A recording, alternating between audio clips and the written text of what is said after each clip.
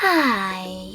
In front of me is Asus ROG Phone 60 and today I would like to show you how you can connect it to printer.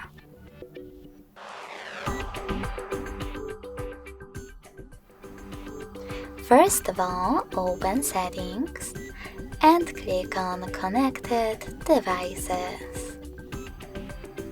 Now select Connection Preferences. Click on Printing and tap on Default Print Service. Then wait. Your device is looking for a printer. When it finds one, it will connect to it. In order to use different print service, you need to disable this one by tapping on blue switcher.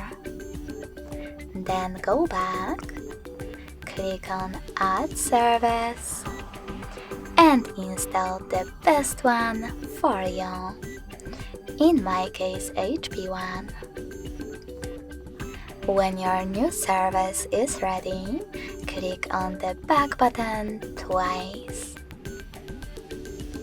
Lastly, click on it and wait again.